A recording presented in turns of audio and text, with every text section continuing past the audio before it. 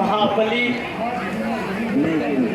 आज भी मैं वही जो पहले थी। आज भी मैं आपकी वही दासी हूँ जो पहले थी। आज तुम्हारे रूप में, तुम्हारे गुण में परिवर्तन हो गया है मीनाक्षी।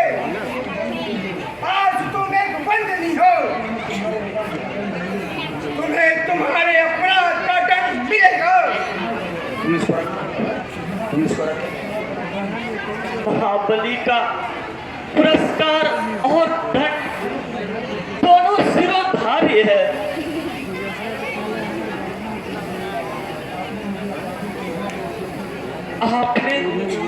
आपने मुझे अपराधक समझा, मुझे सिकड़ों में जकड़ दी गई, फिर भी मैं खुश हूँ। परंतु चुप क्या हो गई? मैं अपना अपराध नहीं समझ पाई।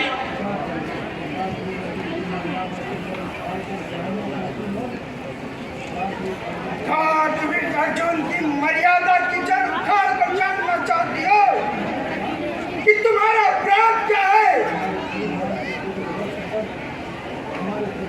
हमारे स्वाभिमान के उजले वस्त्र पर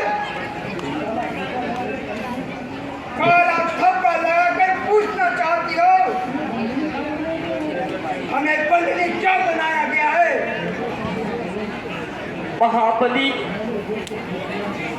मैंने जो कुछ भी किया अपने परिवार की सुख शांति के लिए किया, अपने सुहाग के लिए किया, आपके मर्यादा की रक्षा के लिए किया। राजमाता होकर योगी की कुटिया में गई, तुमने अपनी मर्यादा में 4 चांद लगा लिया।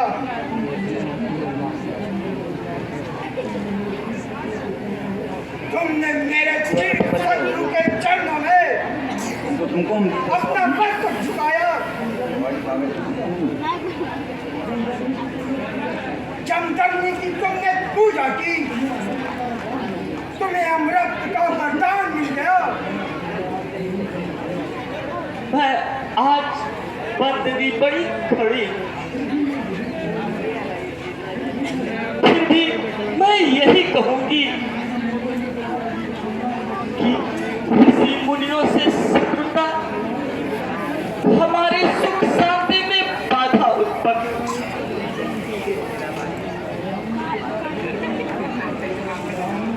ब्राह्मणों के साथ युद्ध में हमारी पराजय हो सकती है।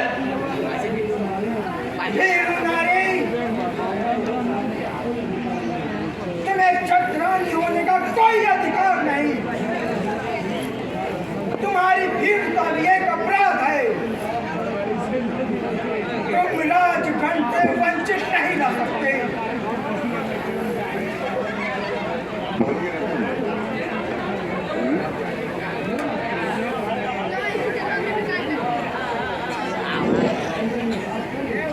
आश्चर्य है, घोर आश्चर्य है। राजमाता को राजदंड दिया जा रहा है। जमदग्नि, तुम यहाँ? योगी,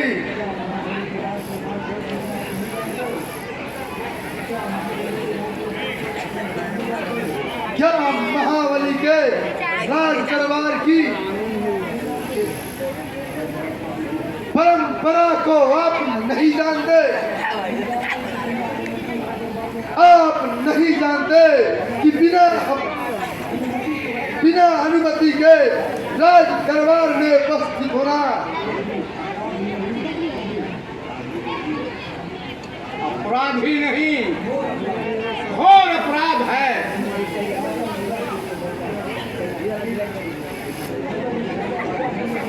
राजा प्रजा के लिए होता है। राजा के दरबार में कोई भी आ सकता है।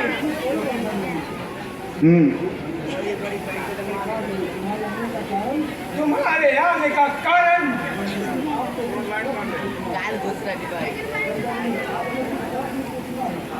आपसे हमें कुछ प्रश्न पूछना है। महाबली से प्रश्न पूछने का अधिकार एक योगी को कैसे मिल गया?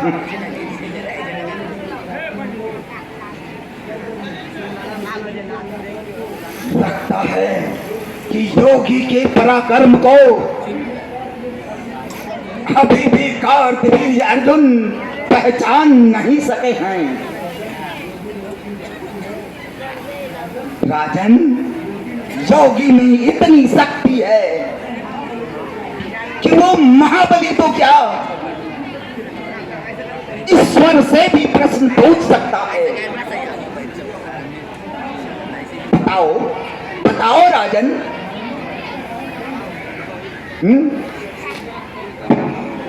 राजमाता का अपराध क्या है? हम ब्राह्मणों पर अत्याचार क्यों हो रहा है? इस प्रश्न का उत्तर स्वयं अपने आप से पूछो। अब तो इसका अर्थ यह हुआ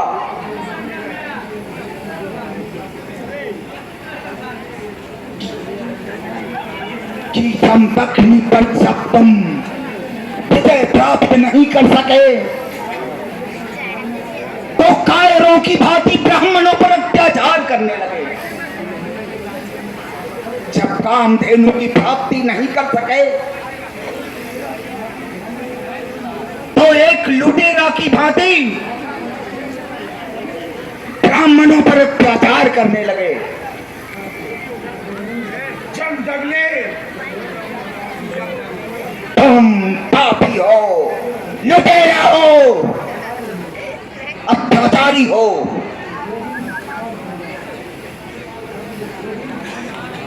योगी शांत हो जाओ। योगी अब शांत नहीं होने वाला है राजन। जब उसकी शांति भंग हो जाती है तो विध्वंस की देवी जागृत हो जाती है। पहाड़ों की चट्टानें बिखर जाते हैं।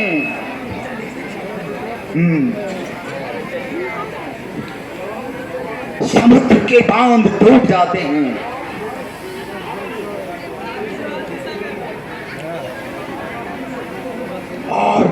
और ये आकाश टुकड़े टुकड़े होकर बिखर जाते हैं। उठकर लियोगे, सावधान हो जाओ।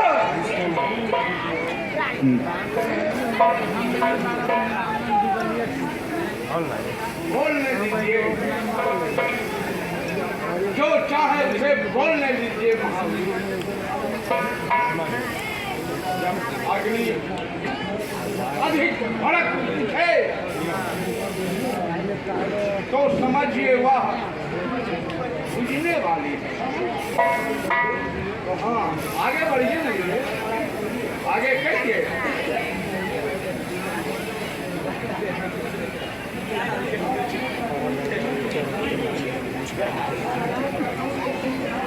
और अपने पराक्रम को उनको दिखाइए। खूब चमत्कार कीजिए इसी देव।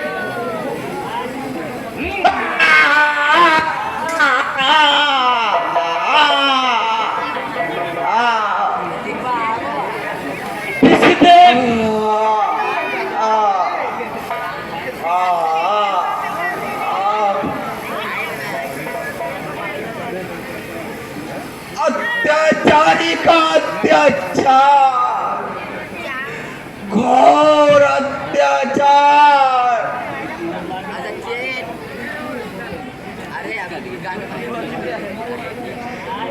लेकिन अब तुम्हारे अत्याचार के दिन पूरे हो गए।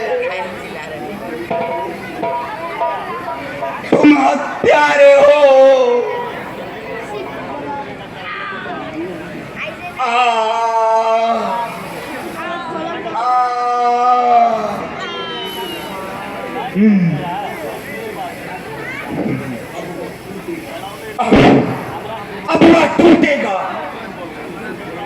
और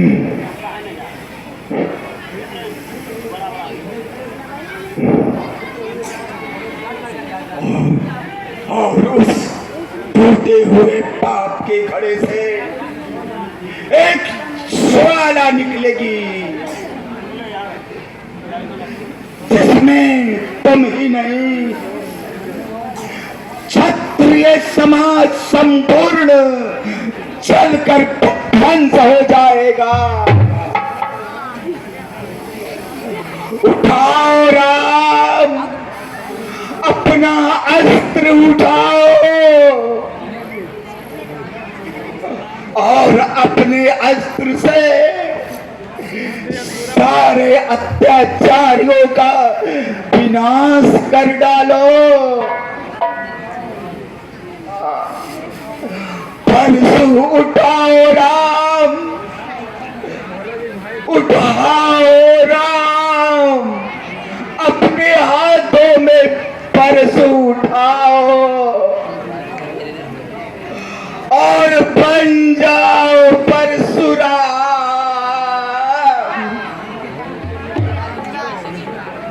यह तुमने क्या कर डाला महामंत्री?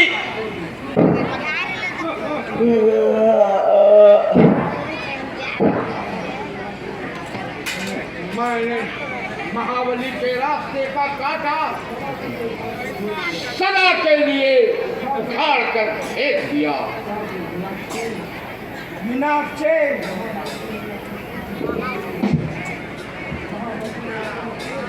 महामंत्री ने अपने तीक्ष्ण बुद्धि से चमचमनी के रक्त के तुम्हारे अपराध को धो डाला है। तुम्हारे अपराध चमचमनी के मृत्यु के साथ लोप हो गए।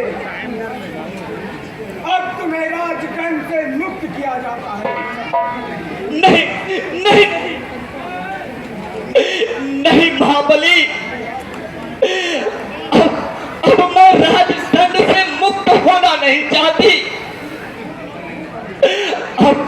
अब मैं कठोर से कठोर दंड चाहती हूँ जिसे दुनिया मृत्यु दंड कहती है। जीवित रहने का अर्थ है विनाश का अवलोकन, और मैं विनाश नहीं देख सकती।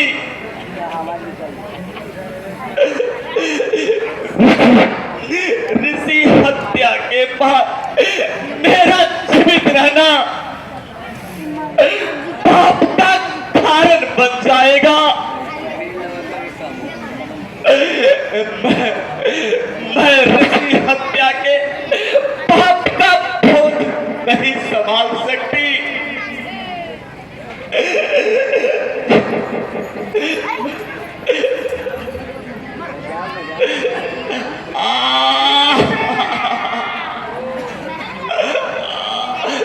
स्वामी, मेरा जीवित रहना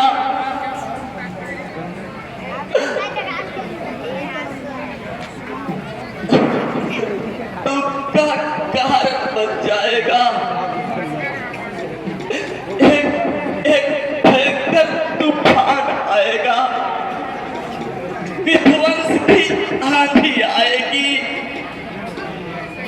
सब कुछ समाप्त हो जाएगा। तुम सब नहीं बचोगे। महामंत्री, तुम भी नहीं बचोगे।